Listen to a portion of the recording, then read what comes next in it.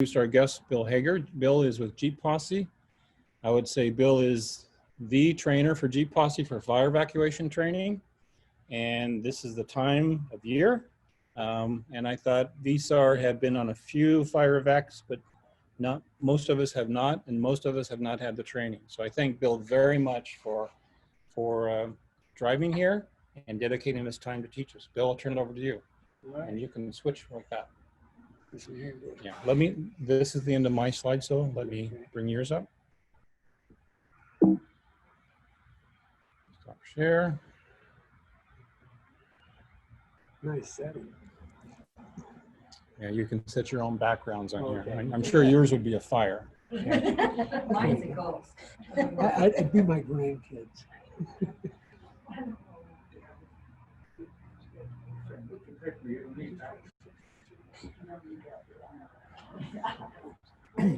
There you go. So that's what they can see now. All right. Hey, Mike, would you unmute yourself so you can tell me if you can hear Bill okay? Okay, Bill, you can start talking, then we'll check the volume. All right. Hi, my name is Bill Hager. I'm with the Jeep Posse. I'm their recruiter. I'm on the board of directors. I also have been. It's a little soft. Okay. Hi. Is that better? Yeah. My name is Bill Hager. I'm with the Jeep Posse. I'm on their board of directors. I'm also the recruiter, and just recently been pulled back into some training exercises. What you're looking at here is a DC-10 that has a second Yarnell fire. We took that picture. I just loved it so much it had to go on the slide. Anyway, what we're going to go over today is in a fire evacuation, what do you do? Where do you fit in? How do you do it? And how do you do it safely? The outline is going to cover a little bit of background, our responsibilities as Sheriff's Auxiliary, okay, search and rescue fire evac, and areas of concern, some assumptions we're going to go over, evacuation units. Then we also will go over with you the youth camps. There's about 25, I think one just closed. There's 24 youth camps in and around the Prescott area. Those are always a priority.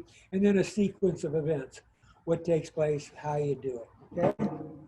So I've got about 24 major fire events that we've done here recently in the last 4 to 5 years. We have growth in the county. We have weather conditions to think about all the time.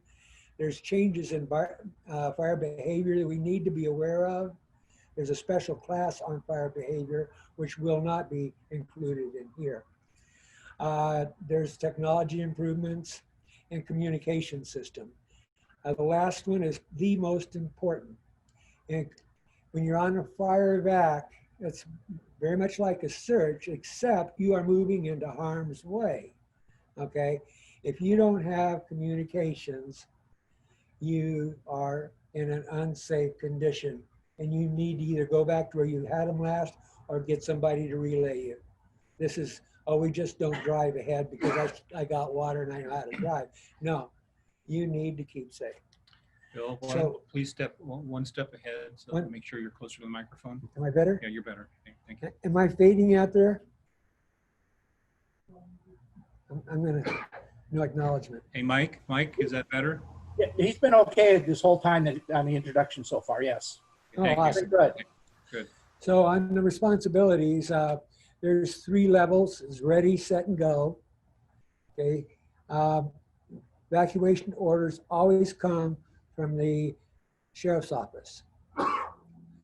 So the sheriff's IC is in command. Okay. All instructions, directions come from the sheriff's once you signed in and you're at station. We provide mapping. We provide an assembly point, a bullpen, initial execution, and we also provide the forward communications. We call it it's actually the FCV forward communications vehicle. We do all the primary communications with everybody out doing the actual evacuations, and then that's channeled to and tracked by the sheriff's IC. So what is an evacuation? telling people they're in danger, what the danger is, what they have to do, and we help them do it, okay? Missions are involved is notification, traffic control, and area security. Traffic control, you're at a roadblock. Area security, they may ask us like they did at Yarnell. We cleared an area. Okay, you're gonna be set up to do a roadblock, okay? And others, because the sheriffs have limited forces, and that was limited forces, and it's a large area, they say, can you patrol these streets? And basically what you're doing at that point is looking for anybody out walking around. Everybody's already been notified, so they've either evacuated or they've decided to stay on their property and try to defend it, which is, they live in the United States, they're free to do that. They accept the risk, they accept the liability, that's theirs. But if they're out walking the street, they're not supposed to be visiting their neighbors while their neighbors are evacuated. So what you do is, what I do, and I've had that happen a few times, I roll my window down as I'm going by them, of course. And, how you doing today, ma'am or sir? You know, are you aware that the area's just been evacuated? Oh yeah, I know. Okay, you should be on your own property, right? Oh yeah, okay, fine. Sometimes they go, I don't know anything about that. Okay, and they get hostile. You go, okay, that's fine. You move out of their line of sight and out of their hearing, and you call it in. I have a male, 29 years old, you know, Levi's white t-shirt, heading north on Starbrook Road, whatever it happens to be. And then the FCB will notify the sheriffs, and the sheriffs will give us, I keep him in sight, okay, or continue with your patrol, we got somebody on the way. But basically at that point, you're just following. You do not engage in conversation other than polite. If they become even a little bit upset, you're done. Okay, you're good. Move out of the way. You're not law enforcement. Don't become law enforcement. Call the sheriffs. If they want you to stay on site, had that happen. Stay on site because it was dogs. Stay on site till I get there. And I've done that. You just follow whatever the sheriffs tell you to do, and it's all happy. Okay? All right, that's too much on that. Hey, Bill, what about the flagging? Can you talk to us about that? I'm going to get to that in Okay, detail. okay. After real quickly, flagging. We use orange tape. When you go to a house and you've notified them, you put the orange flag outside, visible from the road. When the sheriffs go by to check to see that the area has been evacuated, they don't want to have to stop and look for a flag.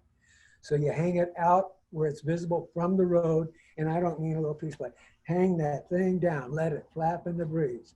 Okay, so they can go by at a nice rate of speed without having to look. It's either out in front of the property. I like mailboxes if they're there. A lot of people don't have mailboxes. So tie it on a tree right out in front of the property. Tie it on a fence.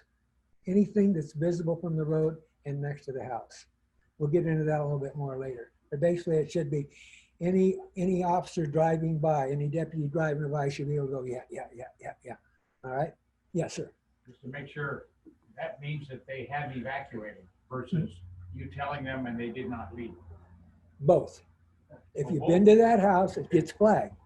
If they don't leave, that's a call in. We'll get into that in a lot of You detail. still put the orange flag. You get orange flag. You've been there, you get orange flag. It means we visited that location. They don't want to think, oh, you missed one. When the sheriffs go by, they want to see flags on every house. Okay? A lot of times it's not near the house. The house is up there. They can see the house, and you got it out there at the gate post. They know, good, keep moving. You don't have to go in, okay? But every place you stop gets flagged, period. If the guy stays on property, it still gets flagged. But as soon as you get done, you call that one in, subject's gonna stay on his property. So that gets in it, that's in a different log. It's still, they've been touched. Same thing if there's no one home. We'll get into that in more detail too. There's a lot of things that happen. And a lot of times you have to think on your feet what makes common sense. What's the best thing? If you were a sheriff deputy and you were coming by, how would you like to see it? You want flags out there, right? I know that they've been here. Even if there's no one home, they've been there. If there's someone still home, they've been there. You can keep moving. All right. Okay, areas of concern, obviously the types of fire. And I am not an expert in that. I can just tell you they're all dangerous. Location of fire, direction of travel, really important. Okay. We have a pre-planned staging area. Safety of assembly area location is when we first get there, we pick a spot that's safe. Only a couple times have we ever had a fire move up, we actually had to move to a different location. But if the fire is moving at you, got to keep communication guys safe too, right? It's our lifeblood, right? So they're going to move out, they're offline for a little bit. All right. Communication plan, that'll be done at the assembly point. So details on that are at the assembly point. There will be a plan. Type of community you're going into, that'll all be explained when you get there at the assembly point. We have 28 communities that we have personally mapped ourselves. The GPOSSE has. We got thousands and thousands of man hours into those. Okay, our check sheets allow you to do it in about half or a little less than half the time of a normal knock and recorded address, where you write the street name and then just the addresses you have to put on your 214 as you're going down. Make sure you get covered. Ours is a check and go. Okay, so it's already there. All you do is check and go. If there's a new house built, because some of these are, some are 3, 4, 5, 6 years old now. Yeah, we keep updating. We need to keep updating. If you see a house that's not on there, oh, I don't have to do it. Wrong. If it's not on there and it's new, you still go knock on the door, and then you write on the sheet. You just write the new number. Okay. Hey, Bill, Yes, sir. these maps, so GPOSSE has made over 7,500 houses mapped, and you give printouts of these maps when at the You'll actually communication get to plan. see those later on in the Okay. procedure, because that's part of, I'm going to show you how to fill them out, because it's quick. Okay. If you've been there, you cleared them, they're leaving, you put a check. If no one is there, you put an N. You're done, you move. There's a kind of a quiet sense of urgency. It needs to be a calm sense of urgency, because when you're knocking on somebody's door, they're going to be like that. You don't want that. You want to let it calm down. Let them, we're just here to help, that kind of thing. All right. I'm going to cover that in more detail later. And then the 25 youth camps, that's a priority. The youth camps are responsible for the children. Okay, it's not the sheriffs, it's not us.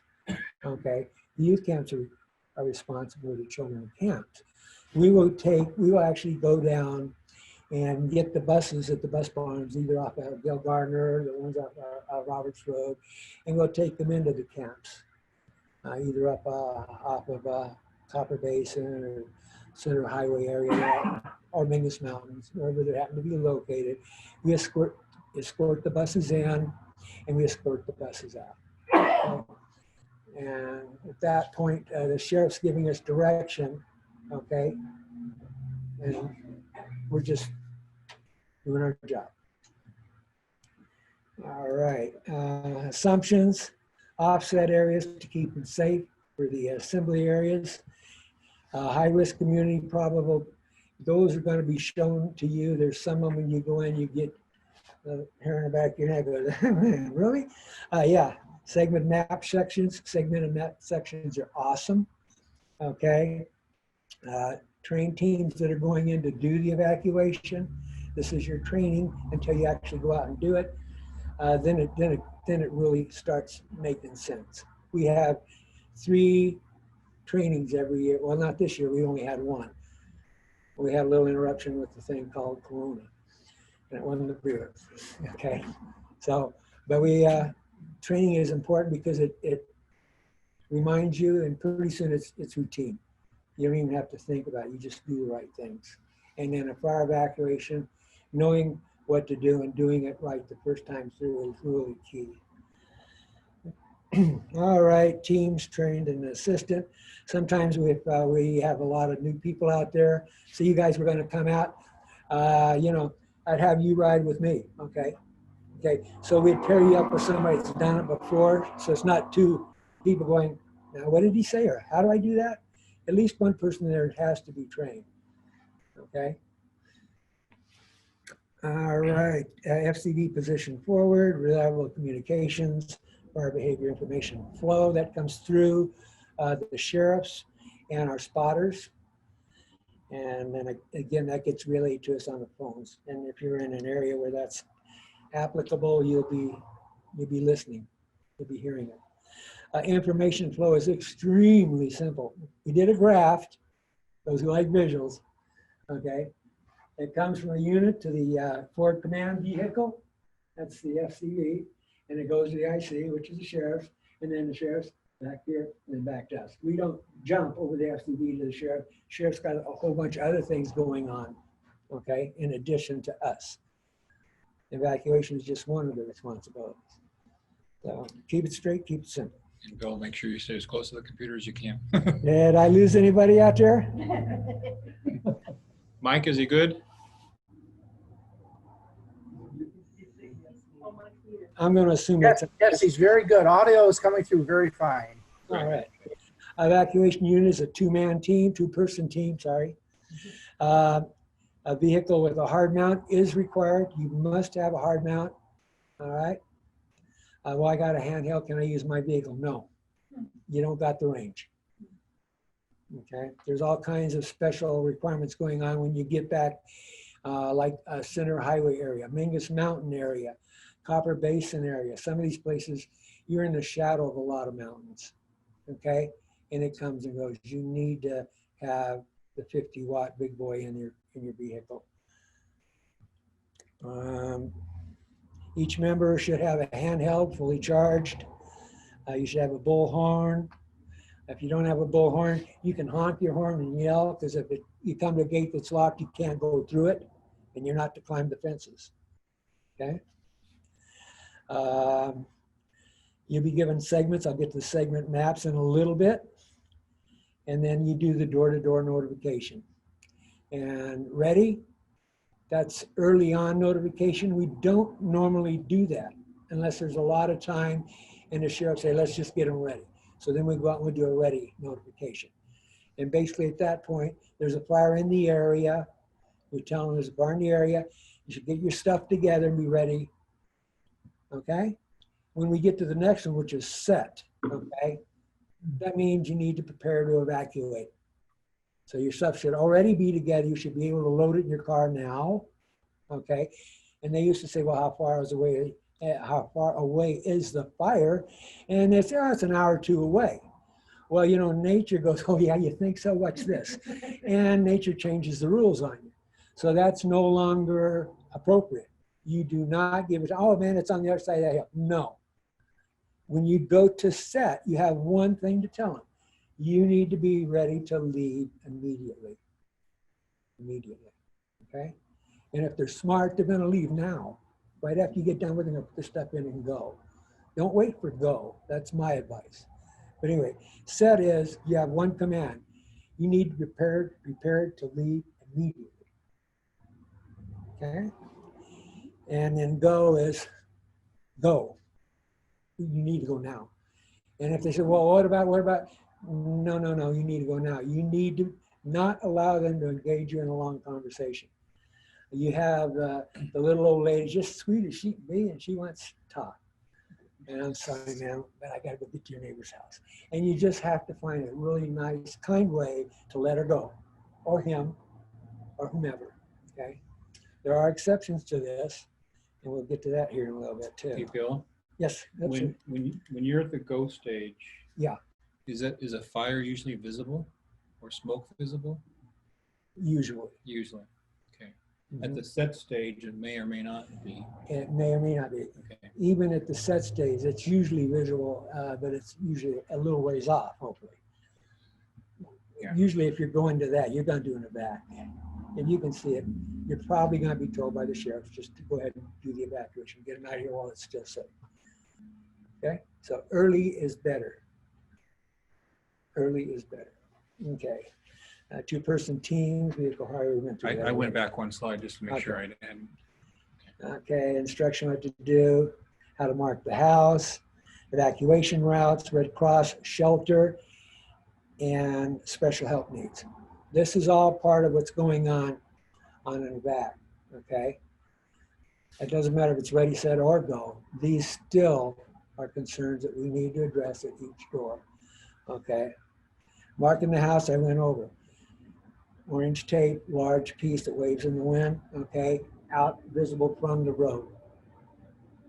Do you give them something written as far as where the evacuation routes are? When you No. are, No. no, you just talk to them and say. Yeah, where they'll be on a board. We have a whiteboard. When you get there and you get a sign, say you're with Tim, okay, you'll go up, say, you're the driver, Tim's your observer, okay? Tim's gonna be doing all the writing. You just gotta keep your oversight down. So Tim's gonna be taking down the information. Where's the Red Cross? What are the frequencies we're on?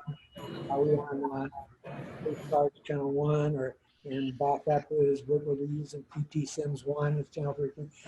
All that's on the board, okay? Evacuation routes are on the board. You have to take it out, you write that down, okay, while you're waiting in the bullpen to get an assignment. You just talk it to the house people when you go there. Yes, you tell them where to go. Yeah, okay. Yeah, we're not gonna really put that out because things may change. It happens. It's So I real remember life. when it It's was high now. school, okay. I usually when I say like I remember we did Courts Junction, you know, we send them to Mayor High. Yeah. Okay, and they know where it's at.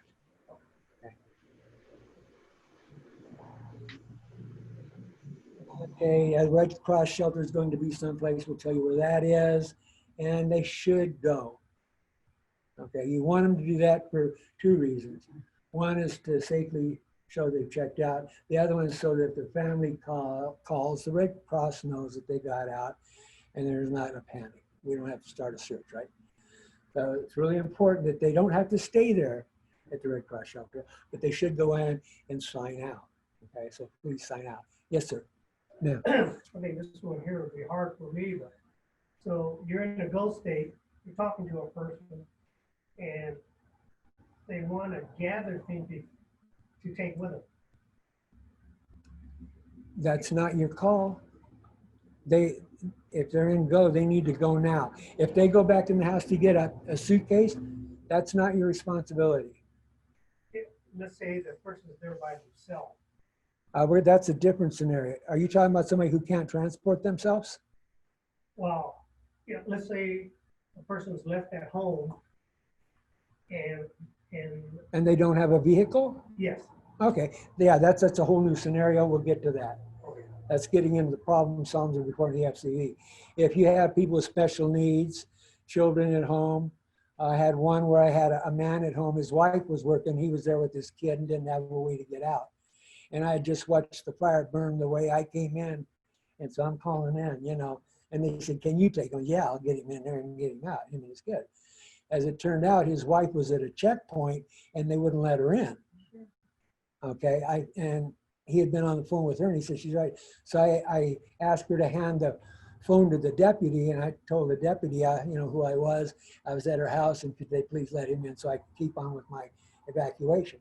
And it was, thanks very much. Yeah, I'll let her through right now, boom. Because it was clear the way she was coming versus the way I came in. She had a clear shot. She was coming out my new exit, okay? And she got there and I continued on. So the viewpoint fire was a really fast moving fire. That's interesting. All right, so routes, evacuation routes. Don't use other than the recommended routes. There is traffic issues in some of the areas. Some of those roads in there are one-laners, okay? And if we don't have the roads open, the fire guys can't get in, the people can't get out. There's a logistics issue. So if the sheriffs tell you, you can only use this road, that's the only road you're gonna be on. Unless safety becomes an issue. If I take that road, I'm driving in fire, change of plans, okay? You do what's safe and get out safe.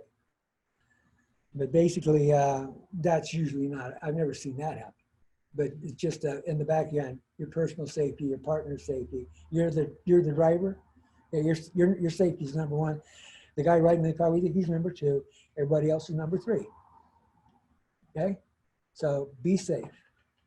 Okay, Bill, we have a question online. Michael Campbell has a question. Michael, just unmute yourself.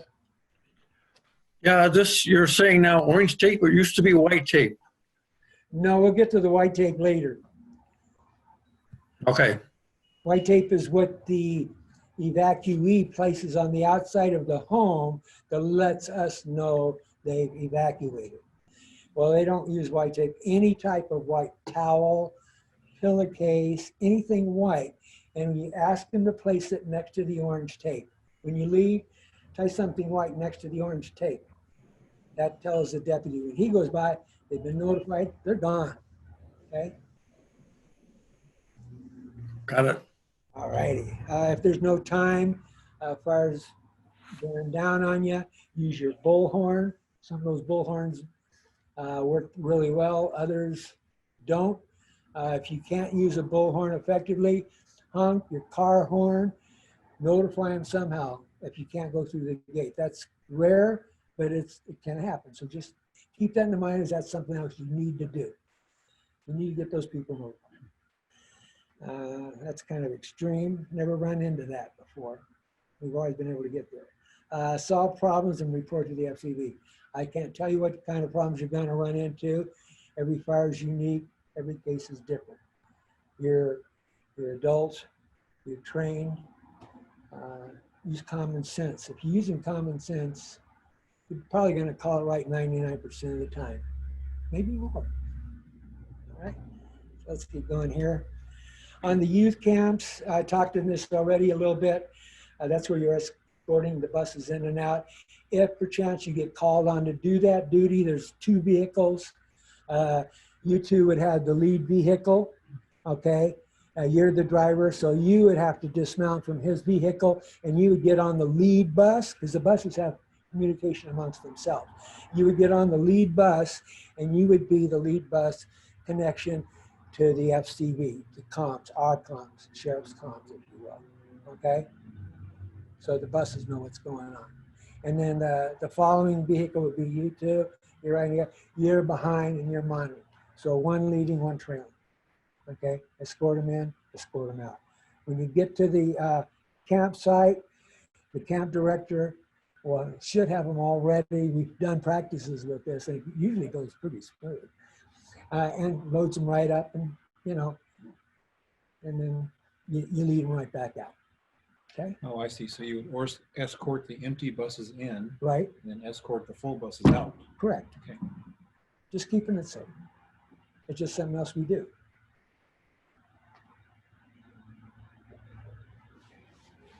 All right. Where's the simulator's barn? Okay, we've been over that. Escort the buses to designated areas. Use the designated routes again, because the other routes may have other vehicles on them. Provide communications link with the buses. I just covered that. Traffic can be and will be a problem if you're doing evacuation into a kids camp.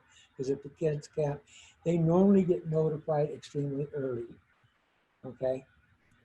So even before you do an evacuation area, if someone's heading that way, you're going to get the kids out well ahead of a notification normally. Exception to that is when the fire starts at the kids camp.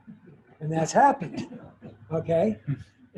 It happened up, it was off of Senator Highway. Was it Camp Skyway? I don't remember now. It's about 4 years ago.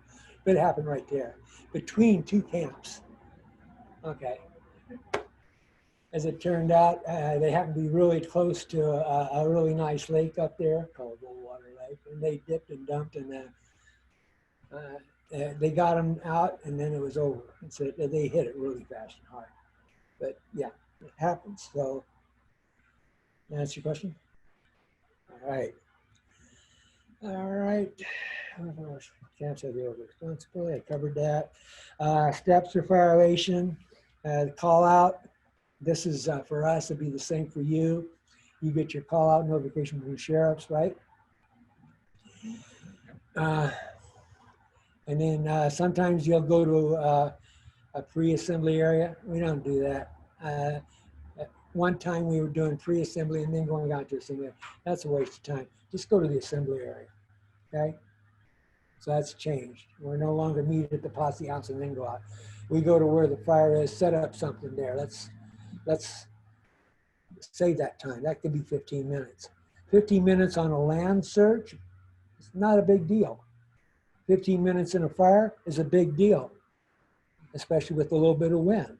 Okay, so time is of the essence in a fire.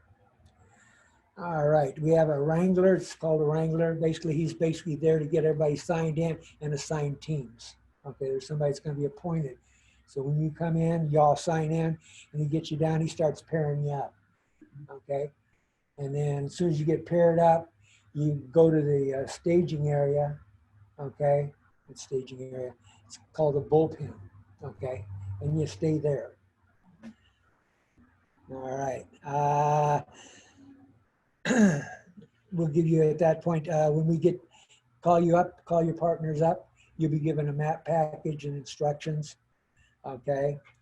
And you do safety checks while you're in the bullpen and do comms check while you're in the bullpen with your handhelds, okay? And then you can try to hold the conversation down as much as possible. It's usually a little exciting and that's almost impossible to do, but listen, at least be listening so that when they call you up and you'll be motor 1, you know, got your stuff ready to go. Motor 3, you ready to go? And if you're not ready to go, motor 2, you ready? Let's go. And if you're not ready, we'll send somebody else. Okay, and it happens really quick. So Bill, Yes, ma'am. so if VSAR is responding to a fire evacuation, say in the Prescott area where we don't know it very well anyway, would we always be paired with a G posse or a 4x4 member? We would not be expected to be a VSAR team, or would we? It depends on the situation and how many people show up. Okay. Because we won't know the road. Excuse me. What did Adam say? I said, you may not have a choice depending on how many are there and how big the job is. Right. Ideally, yes, we'll pair you up with some of our guys. And we did that with 4x4. Okay. Now they've been trained. I've done training for them 3 years in a row now. They're good to go pretty much. Just like if it happens over here, Then you we're- guys are yeah, gonna be the yeah, experts exactly. on the But location. most of them tend to be. Yeah, we don't have a firebox for this area, so we'll be doing GIS maps, and we'll cover that in a little bit longer. Okay, let's keep going here. Okay. How did I go backwards again? No, I didn't. Okay. This is no longer it. We call out now is an automated system. Okay, on your cell phone. So forget about this. Say, Adam, this will be a normal volunteer rescue call out for fire back, like we've been seeing. Same thing. Yep. All right. When you get to the assembly area, sign in, wait for an assignment, wait in the bullpen. Use the time, check your equipment, review the directions that you've got. You've written everything down off the whiteboard, right? If you got a map book, you can start looking at that, saying, okay, I'm going in this area. Check your radios, listen to others getting briefed, because you're going to get told about the same thing, okay? So you get yourself ready, okay? Don't socialize. That's in red. Okay, stay in the bullpen area. Wait, you left your fire pack in your vehicle? Okay, go ahead and go. I'll cover for you while you're gone. One of us has to be in the bullpen because we're riding together. Okay, so it's okay if you do that, but then if you get called up, you're gonna have to pass because the other person's not there. Unless you can see him and say, I'll take it, I'll run it over. So get your instructions. All right.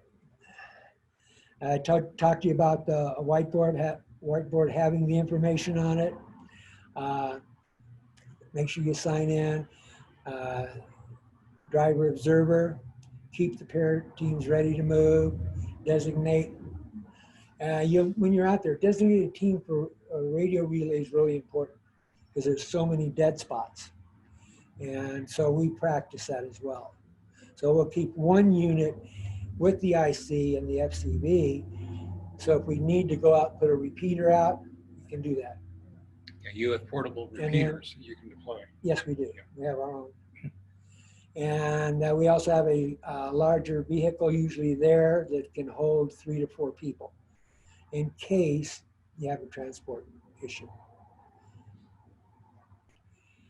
All right, and this is what the whiteboard looks like. Not a really good picture and all the information ain't on there yet, but that's kind of what you're going to be looking at, okay?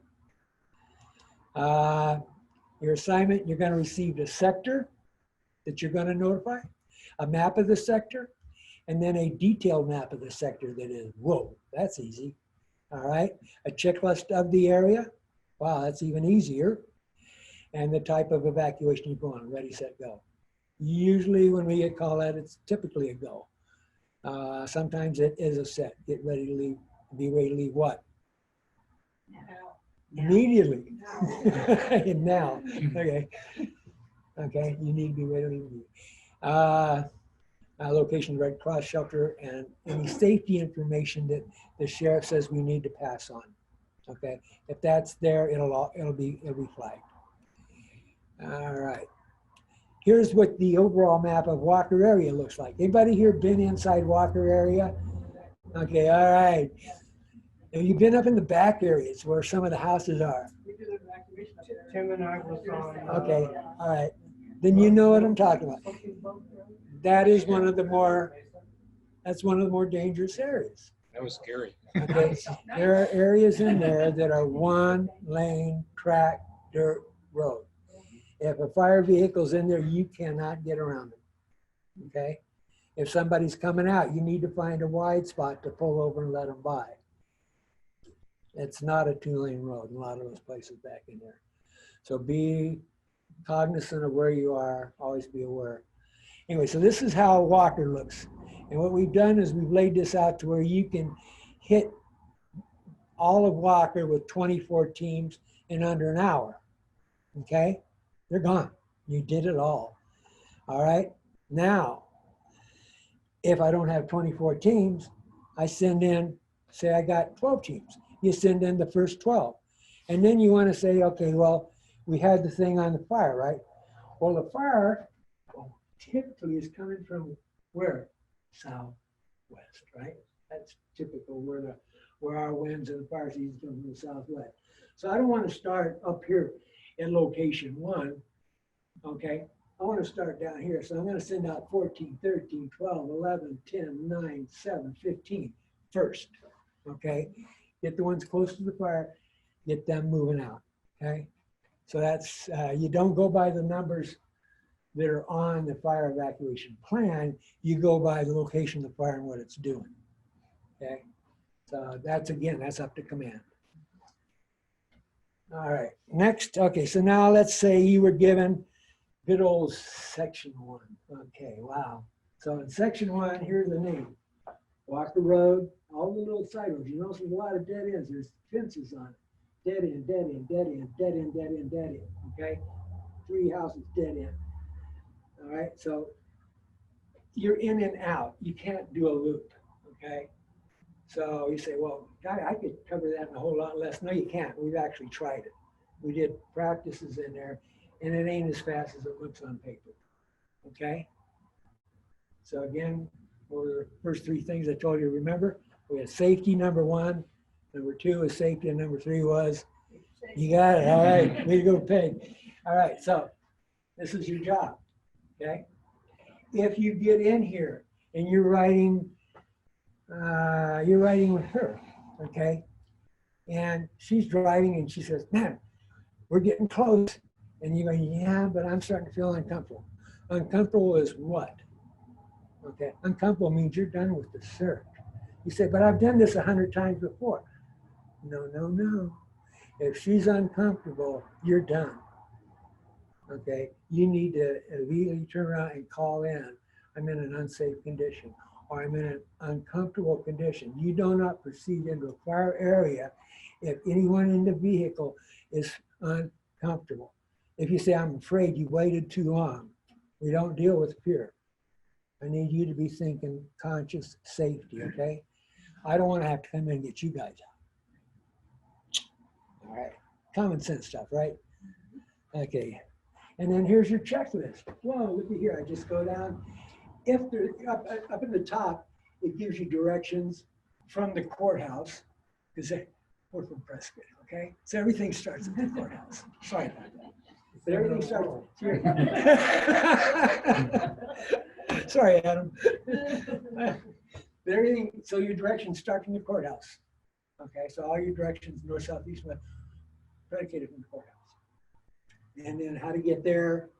And then when you arrive at the area, okay, then your house is in the area, okay, mark your check after the location of the resident and end if no one came to the door, okay? And then you just boom, boom, boom, boom, boom, okay? So that really shortcuts it. You don't have to write all this stuff down. And then typically you call in when you get about 50% done. You can call in, say I'm about 50% done. So when you get about 75% done, you call that in. It don't have to be exact. Okay, don't be counting and dividing and no. Just about 75% done, you can look at it's almost full. And then when you're done, you call in. When you call in and the area is clear, okay, you stay on site until they give you a new assignment or until they tell you return to base, okay? And they'll tell you that anyways. Okay, this is VSAR motor 2. We're done with area 1. And they typically will tell you, okay, hold for further assignment. Okay, now send it, find it. Area 12 needs help, so they'll send you over to help area 12. Okay, that kind of stuff. Would you normally have maps like for Area 12 in that case? Oh, we got a map for every one of them. But would you have them in the vehicle with you? No, but what you'll do when you get to area 12, they have an extra map. Okay, when I give you area 1, you have 2 maps in there.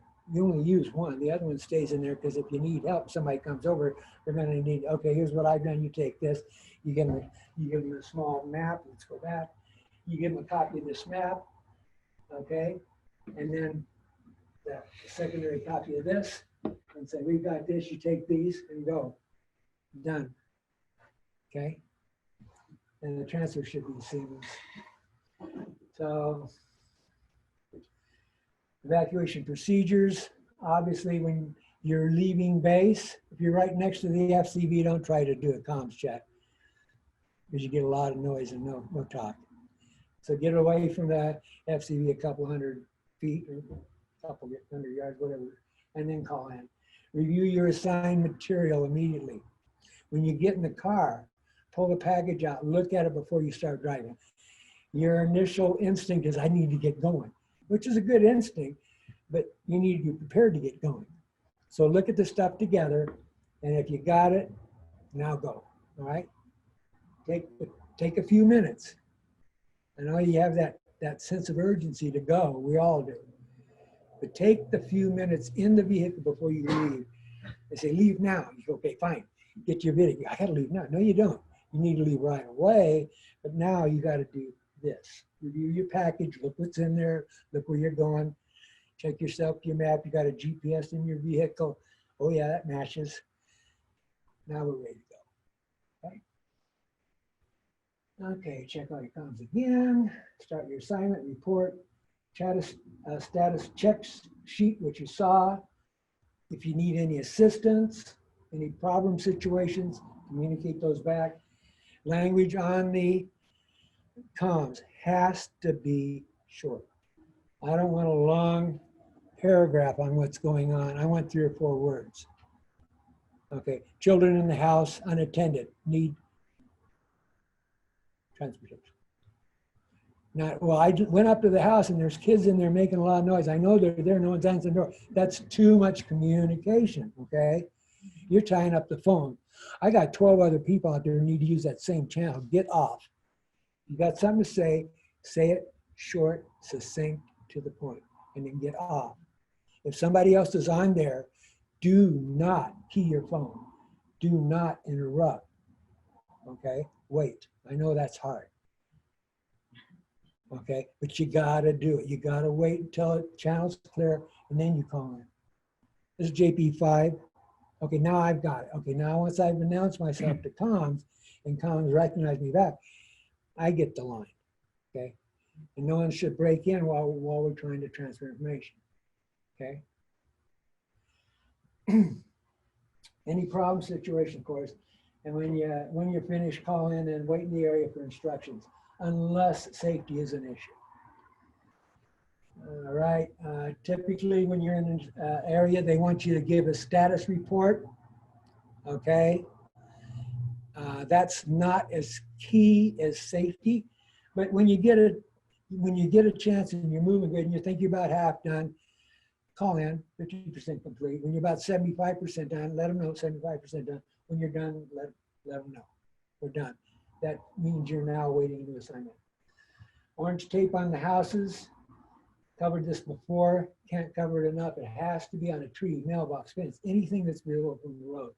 The occupants, when they leave, they should place a white item upon leaving, pillowcase, towel, etc. Now, some of them have little tags that are mostly white, but they do have color on them that says evacuated, okay? Emergency management was passing those out. And that's okay, but you have to look, because if they hang it on the door, you can't see it. So still, that's all okay, but somebody's gonna have to walk up to the door and check. This is what we want you to do. Okay, we want them to do this. Yes, Peg? So do we recommend that they place it next to the orange tape then? Oh, If yeah. at all possible, right? Oh, yeah. Because if the guy coming by checking the area, it might be you. And if you don't see it, Gotta go. you gotta walk up. If the sheriffs don't see it, they think we're not doing our job. Well, we can. Hey, Bill? Actually, we don't want them to have to get out. Okay? Bill? Yes, sir. So every house we go to and we've knocked on the door, we've notified, we put orange tape. Mm. And if the house could be empty Yes, or it could have people in it, but that orange tape's the same. that's right. The only way that someone knows there's people in the house is because you've reported it. That's And, correct. and the FCV has told ICT at 26 something lane, there's 2 people. And so the sheriff knows that. You may not Yeah. even know. There may Yeah. be more than that, but Yeah. it is occupied. They are not leaving. Mhm. Now, there's some exceptions that I'll get to those in a little bit. Okay, exceptions are if there's small children. Okay, if it's some old fart like me, it's yeah, I'm staying here and protect my property. If it goes, I'm going with it. That's my God-given right. I'm still a United States citizen. Okay, I have a right to protect my own property if I have to. I chose not to do anything. Well, that has an action, doesn't it? And the result of that action I'm responsible for that in the story. All right. But if I got my grandkids in the house, new ball game, okay, refuses to leave the house, but there are small children inside.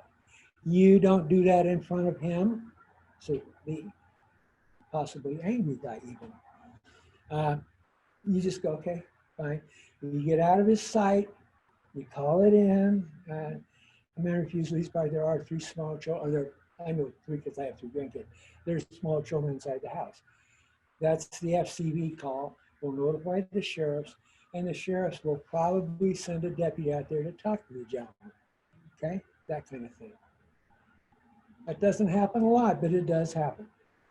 Okay, you have a question? Yeah, well, so the question I have regarding the flagging again, so if no one is home, so we flag it, we still flag it orange and we Yeah. mark it mark it on the checklist. Right. But that house will never have a white thing on it, then, so a deputy coming through later, He knows they've been notified, and if they didn't put white out there, that means they didn't exit. He don't care. They've been notified. If they don't hang I'm white saying out no one there, if there's no one home. just think about it. There's orange out there, right? They've been notified. Right.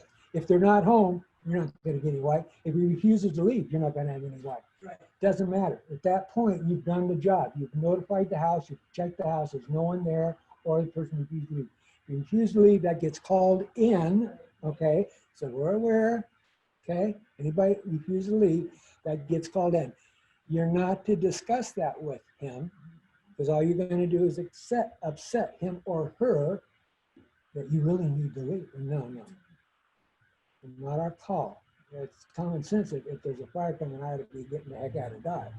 But if they want to stay there, don't engage in any arguments with the residents. Okay? Record what they do, keep moving. You need to keep moving. Okay? Bill? Yes, sir.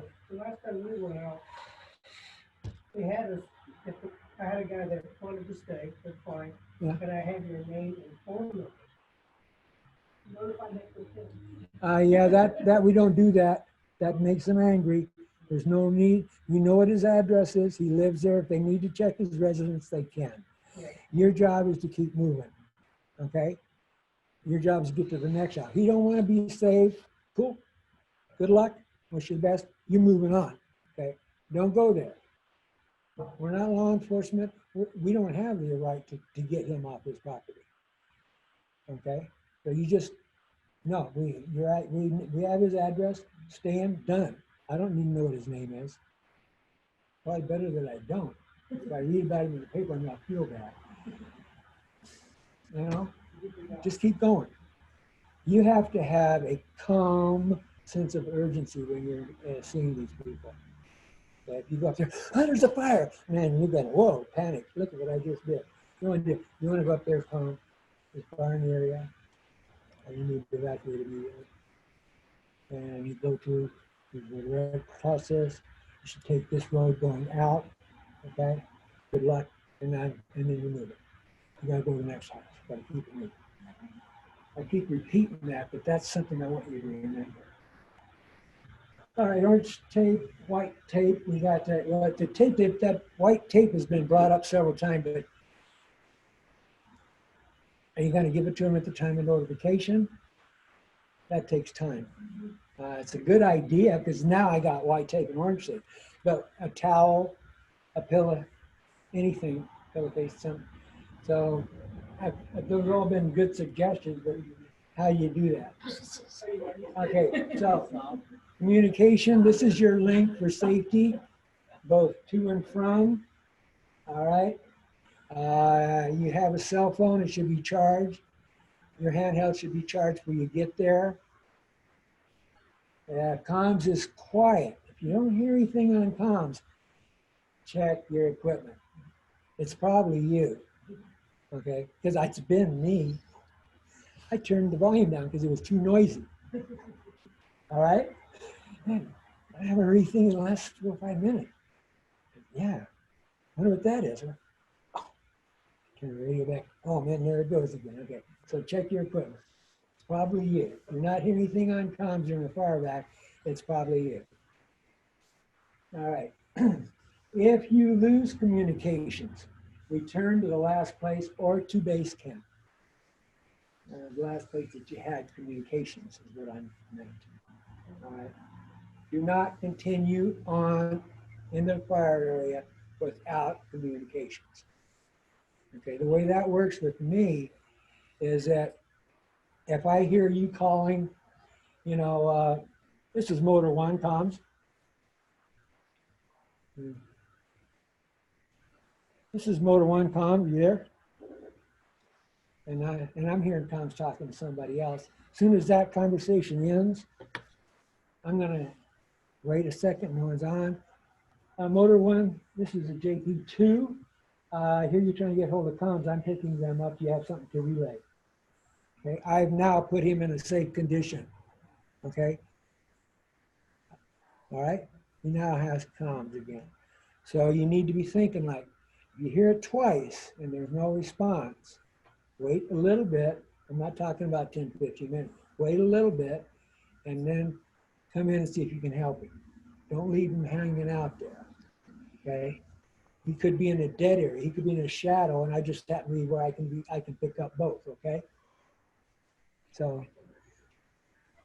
keep your friends free and keep your friends happy and keep them safe. All right. All right. Okay. So communications, that's your life. And safety. I haven't said this before, but safety is your number one priority. All right. Okay. Your safety comes first. Next is your teammate. Okay. And then everybody else. Okay. And we want everybody safe, but if you guys in that vehicle are not safe, that means somebody's going to have to come out and help us. And that's the last thing that we all need, or the sheriffs need, or the fire department needs, is to come and rescue a rescuer. I'd be so embarrassed. Anyway, don't let that happen. All right. Okay, you are responsible for your safety. I've been over that. If it seems unsafe to you, stop and get to safety. And some will have a lot higher tolerance. you know, I don't know, as a kid, I like to play with fire, go steal some matches. Wow, this is so cool. But, you know, and nobody else ever did that. I was the only one, right? Fireman over here. But, you know, it was being a kid. But, you know, some people's tolerance for that is different. Okay, respect that. If your tolerance is really low, okay, I'm going to listen to you and I'm going to back off, okay? If your resistance is higher than mine, I'm going to tell you, can't do it. This is as far as I can go. You know your limits, and whoever's with you in the vehicle. Sometimes we have 3 in a vehicle, because in a big area we've got a lot to cover. You can get 2 people out, okay? And if it's safe, the driver can even get out, and as long as he can hear his comms or has his handheld, okay? But if you get out of the vehicle, you got to have a handheld. All right. Oh, we're killing this a little bit. I'll keep going. All right. Then loose communications, unsafe condition. If in doubt, side with caution. Be aware of your surroundings. Now, this was at the General Park. Identify escape routes. Pick out terrain trigger points to leave. So be aware of your surroundings. That's huge. You know, you're looking at addresses and road conditions. Yeah, you also need to be aware of what's going on around you. Okay, pay attention to what's going on around you. As you're going in, you should be looking at your thing. Boy, if this happens, I got another way out. Okay, or I have 2 ways out, and you're doing good. Okay. Sometimes you're going into areas like potato patch. There's 1 way in, 1 way out. Okay, make your call early. I had a fire chief worked in Minnesota. Was with me in my vehicle when we went up to do the practice in Potato Patch. And I'm just driving in that little road. It goes way back in there. It's a single track with cliff on one side and trees. You're in the middle of the trees, right? He goes, holy shit, you mean we have to come in here and evacuate these people? Oh, yeah. And he goes, man, if I smelled smoke, I'm out of here. So his idea of safety was, don't live there. But the deal is if you're going in, and because those hills are right on top of you, if it crests that hill, you got no time. You're going to try to find a spot to turn around. It ain't there. Okay, so you need to, if the smoke is getting heavy, you need to be done. This is now getting unsafe. You need to call that in. If we have fire spotters, I got it. Sorry, Adam. Fire spotters, they say, no, it's moving away from you. Okay, never had that happen, but we have people out there looking out for your best interests and following the fire as well. Okay, so bottom line is you have to make the call. Keep it safe. Pick out trigger points. Boy, if I see it on that ridge, I'm gone. Okay, and do that to yourself and for your teammate as well. All right, there's another one. The DC-10 is actually right here. That's how low it was. Okay, that was at the second Yarnell fire. Yeah, behind the tree for those that couldn't see that. Yeah. Yeah. And just maybe put that one in. Yeah. So anyway, there's problems. I can't tell you what they're all going to be. We discussed some. So you have to be a problem solver when you're out there. A need for transportation. Okay, kids at home alone, senior or ill person, person won't leave. You're moving on, okay? Won't answer the door. That one's kind of iffy.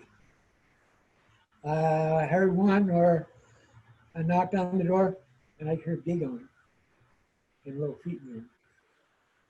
I knocked on the door again, nothing. I knocked on the door and yelled, search and rescue. There's a fire in the area, you know, trying to use my nicest voice, right? Nothing, total silence. So then I walked back to the vehicle. There's children in the building. Okay, I can hear them in there. Okay, and then they said, move on, we'll send the deputy down. Okay, that's kind of stuff you need to do. It's kind of stuff you need to be able to just think on your feet. Don't call me, what do I do? No, you know what to do. Keep them safe. Tim, Bob Kenny had a question. Okay. Bob, go ahead and unmute yourself. Yeah, I think I'm unmuted. I just want to clarify, it seems that based upon what you've said, our obligation is to notify the house and to document it, not necessarily document that we notify the occupants. Is that correct? Is that an accurate statement? No. You're to notify the occupants. Yeah, If there are no occupants, you flag the house as not occupied. That's the end that goes. okay. Okay, thank you. And that's on your, on the sheet that you've got in your packet. Yes, ma'am. And in the case where you think you heard people, but they didn't respond, you put it in question mark or? No. If they don't respond, you call it in. You call it in, but how do you mark the sheet? How do you mark your check? I circle it and wait till I get command from FCB. Okay. Or I actually put a little note under there. I do a people in the house called in. I make a note. Okay. Question. Yes, sir. No one's at the house, but there are 3 or 4 dogs inside. Dog. You can call it in. Call it in and leave them. Well, you're not allowed to break and enter, no. But it can be a dog lover, that's somebody else's property. And what if he's in there asleep, you kick in the door to get the dogs and he shoots you? Don't do that, okay? Did I overstep my bounds on that one? No, we're less concerned with animals. If the urgency is high, we're not going to do anything probably. If we have the ability and the resources, we might try to come in and horses and livestock and other animals, we might have the ability to do that, but we can make a note of it, but we're not gonna do that. That's what I've been. Also, just so you know, there is another group up over off of Williamson that are forming a group of people to evacuate the larger animals like horses and llamas and goats. Just to make sure I I'm working understand, with them as well, by the way. I'm helping them. Bill, just to make sure I understand. So if there's animals in the house, like Al said, 4 dogs, 3 dogs, you note it, and then do you call it in? Yeah. Yeah, call it in Yeah, just you like a call it. person. No answer to the door, but there are animals and dogs in the house. Okay, and then keep moving. But you call it in, not call in animals, just like you would call in people. I do, Yeah, okay, because, you know, they need to know.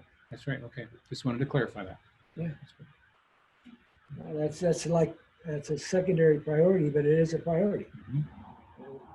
Kids and people are first. Okay, door wants to talk. There's that one. We could talk about all the funny incidents on that, but I'm not. If they want to talk, be courteous, but keep moving. You need to put out blue, calm, quiet sense of urgency, okay? But you need to go down, okay? If they're on oxygen, they don't have a car, blah, blah, blah. That we've already covered. So problems continued, traffic jams, blocking of fire equipment, that's a big no-no. Panic, some people do. Well, what are you supposed to leave, okay? Animal left behind, other situations that can or affect the evacuation procedure. Just notify the FCB of the problem and keep moving. Okay? If you come across a building or a home that's not on the checklist, record the UTMs. Okay, mark it on the map in your package, write it down on a check sheet, log the address. Sometimes they don't have it. The address is out in front of the house. Do the best you can. You put the UTMs down, that counts, all right? And go to the house and notify them of the evacuation. And God forbid we ever have a big one in Juniper Woods, because people that live out there don't want visitors, especially law enforcement and fire personnel, so they will move street signs, they will alter street signs, they will take them away. They'll purposely not put their address out where you can see it. And, sometimes the best we've got is the coordinates, and then we gotta go back on GIS and figure out.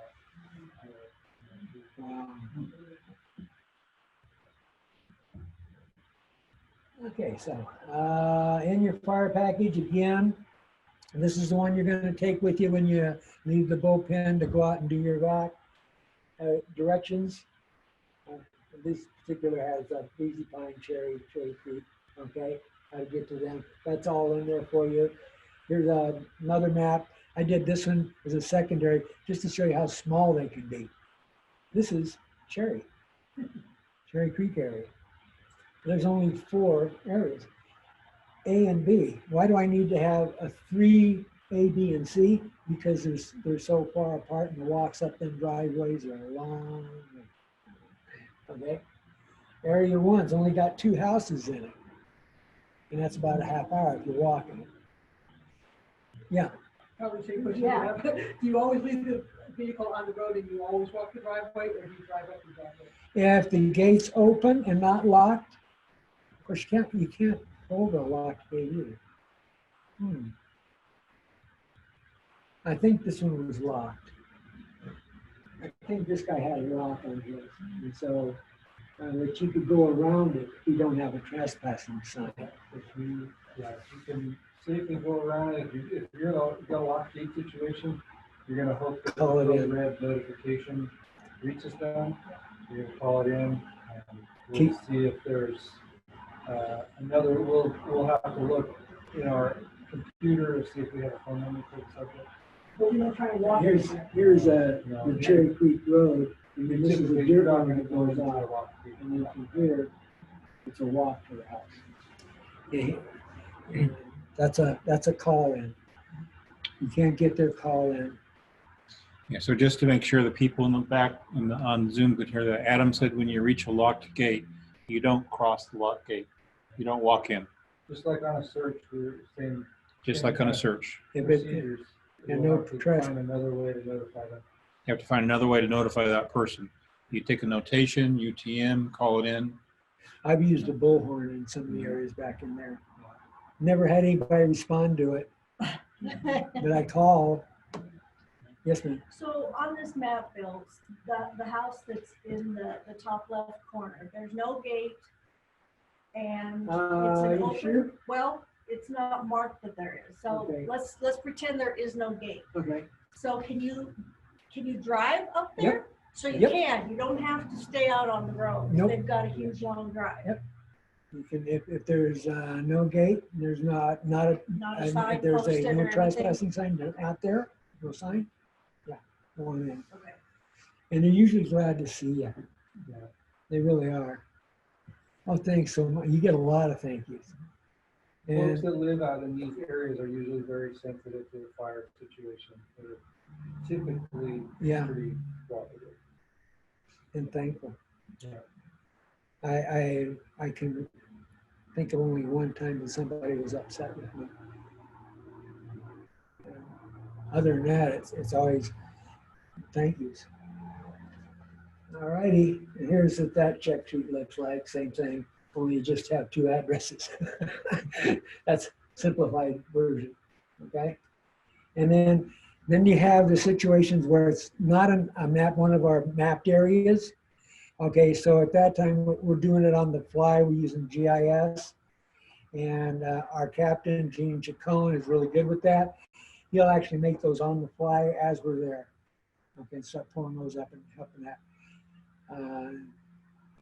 I believe he gets a lot of assistance through the sheriffs. Okay, I'm not sure how that all comes together, but we'll end up making GIS maps. Emergency management will help with that. Emergency management, okay. And we actually this is circle out the areas that are going to be evacuated, who gets assigned to them. Okay. It's on the spot. And then you'll get your numbers as you get there, and then that's all you're going to get to work with. Okay. But when you get this, you can actually read the names of the streets. But you won't have all the houses. You will not have house numbers or anything else. So you just go down, and when you get to a road, you write the name of the road at the top, and then just the numbers. And then yes, no. Okay? You do 214 at that point. Right. And then flip it over and use the other side. But just the name of the street and the number straight down. Next street, number straight down. Okay? That works pretty good, just a little longer. All right. So when you're approaching a home, you don't want to go, I'm Sheriff's Auxiliary. We love our sheriffs, Adam. But sometimes when you say sheriff, people do this, okay? Law enforcement. No, we're search and rescue. We're just here to help, okay? So we don't want to identify ourselves as sheriffs. We want to identify ourselves as search and rescue, okay? And you want to start off, search and rescue, there's a fire in the area. So you tell them who you are and what you're doing. That calms them down. Search and rescue, fire in the area, okay? And then give them the notification, ready, set, go. Any special needs at the residence? Okay. Yeah, my mom can't walk. We're gonna need a gurney to transport. Okay, that's important. So now you have to note that gets called in, okay? And again, when you're done with that particular approach, keep moving that. Don't let yourself get engaged in conversations. Sometimes it's hard. Always be professional and courteous, okay? Don't climb gates or fences to gain access. Use a bullhorn, use your car horn, call out to the house. And I've done that a few times, you know. Hello, the house, search and rescue, fire evacuation in process, really loud. Hey, what's going on? And you repeat it and he comes out and you tell him what you need, tell him and move on. Call the comms if you cannot access the resident, okay? If you cannot access the residence, you can't determine if anyone's there. When you're knocking on a door, there's somebody answering, there's somebody not answering, right? If you can't access the residence, locked gate, there's a reason, okay? Lock, call that in. Provide the residents with evacuation route, and you're gonna go out on Walker Road, okay? Or whatever road you have now. You take your road out to Walker Road and then head north till you get to 69 and go to Yavapai College or wherever the assembly point's going to be. Bill, Yeah, and all of that information is part of our package. it's on the whiteboard. You write that down. It's on the Remember? whiteboard. Okay. With a picture of the whiteboard. Yeah. That's right. Take a picture of the Okay. Breakout shelters. They need to check in even if they're not going to stay there. Been through that. Now what? Attend our training, actual training. You did the class. Field exercises are good. Have a cell phone fully charged. Regular check your radios. Symbol check your fire pack. Make sure you have your goodies in there. Bullhorn or good set of lungs. Okay, be ready to respond now. And in the fire pack, we like to make sure you have a handheld radio, again, fully charged. Flashlight with extra battery, cell phone, fully charged. Your badge, your volunteer ID badge from the sheriffs, okay? 2 pieces of identifiable uniform, hat, shirt, okay, along with the badge. Okay, roll of orange marking tape, assembly cap, community directions, and a traffic vest. That's that orange nighttime traffic vest. That's what our minimum requirement with a Jeep posse is. Okay, that's the FCV. Okay, you've seen that before, I hope. Yep. It's a big license. All right, that's it. Thank you for your time. I hope it wasn't too boring. No, No, not at all. not at all. All right, Thank you very much, Bill. my So, pleasure. Thank you. Bill, what were you doing this afternoon? I saw you were on call for the Black Canyon. I'm on standby. When I left to come down here, I notified Gene that I was going to be off standby until 8 o'clock. There was So, a fire down in Black Canyon City this afternoon. and, Right. It was on the east side of the freeway. It never came back over toward town. so we didn't get activated. I'm just on standby. And I can turn my radio, phone back on. Jim, this is Mike. Yes. Okay? One additional piece of equipment that we need our people to carry are their handheld GPSs so they can record their tracks as a check that all the areas were also covered, especially if we're on this side of the hill, because we will not, Jeep Posse, I don't believe, has any maps for this side of Mingus. So We got the whole county. you do have the old county now, okay. Yeah, GIS. Yeah, But not in. Oh, Right. not- No, Yeah. not Work now. the tracks, Not now. just like we're hiking. That's true. Yeah, this is Adam. So yeah, I would reiterate, Mike, I think you just said have your hiking packs. I strongly recommend helmets as well. Getting Yeah. out and walking around and doing evacuations can be just as dangerous as hiking up Bear Mountain, so be prepared, have your 24-hour pack, because you may get in a situation where you can't evacuate right then. You may have to shelter in place and be ready, put the survival skills to work, set up your camp right there and just wait it out until help can get to you. Just don't start a fire. Just don't, yes, just don't start another fire. Well, unless you're doing a back burn and you're trying to clear out, no, I'm just kidding. No fires, yeah. I have a question. Before, when we get this call out, it was mentioned at first to have like hard mounted radios in the vehicle. If we're not 4x4, and can respond, should we be pairing up? Like, will we get split off when we respond, when we get down there to like the raceway area? Right, you'll be paired up. If you don't have a suitable vehicle and or a hard mount radio, you'll be paired up with someone. And there are times when you might have one driver and two people with you, because if it's a busy street with a lot of houses, it's quicker to have one person on each side and one driver. So yeah, okay, might have, just making sure it's okay for us to respond if we don't have that capacity. Okay. Also, something to think about too is a lot of times the first people on scene are patrol deputies, and there might be some overlap when you guys get there and are doing evacuations. There might be sections or neighborhoods or streets that have already been contacted by deputies, but they didn't mark them because the county in its infinite wisdom doesn't issue us orange tape. So we're just running around trying to get people going, but we don't have a good way to mark that except to tell dispatch, which you don't have access to that information. So just know you might encounter people that have already been notified. If you get us on site, Mark it. you can send us down and say this has been done. We need Yeah. to time tape them. Yeah, exactly. So Bill said you might, if we find a whole street's been done, we might, send one team to just mark all the houses, and then everybody else goes to another area. So. One other quick question, Bill. Is there anything different that we need to know about road closures? What we might be asked to do for that? Excuse me? Is there anything that we need to know about if we're asked to do road closures? Oh, okay. Yeah, that's a good question. On road closures, once you've done the evacuation, the sheriffs may say, okay, I need you to do roadblock duty. Okay. The Goodwin fire was an excellent example because that went on for 9 days. Okay. And say Walker Road was a good one. Okay. I got stationed there a few times. And there'll be maybe 2 vehicles there, sometimes 3 vehicles at that one location doing roadblock. Okay. And you say, well, why? If you're not letting anybody in, because people are coming up there. I left my wife in the house, our dog. Okay, sorry. I left my husband in the house.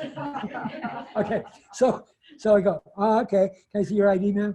Okay, yeah, I see you living there. Thanks very much. And then just hold on a second and I'll get hold. If there's not a sheriff on site, you call it in. Have a lady left her husband in the house. Can she go in and pick him up? And the sheriff, say Adam's there, and he goes, yeah, Bill, you can go in, but you follow her to the building, you give her 15 minutes, and then you follow her back out. It's called escort duty. So you go from roadblock to escort in and out, okay, and then back to road. That's why there's 2, sometimes 3 people in a roadblock. Yeah, the roadblocks are going to change throughout the fire. So each day you need to find out what the status of that roadblock is. Early on in the fire, when things are really active, there's going to be hard roadblocks. Nobody in, nobody out unless you're fire or police. But then as things move along, burned out areas are still going to be closed off, but they may start opening it up to residents. Residents can go in, can check on irrigation or animals or get belongings and then come out. So sometimes it's just let them in. If they can prove they live there, let them in, do their thing, and then let them out. Sometimes there has to be an escort with each person. You'll be told on the day of, and yeah, so there's a whole spectrum of what they might have us do. Okay, any questions from those of you in the Zoom video conference?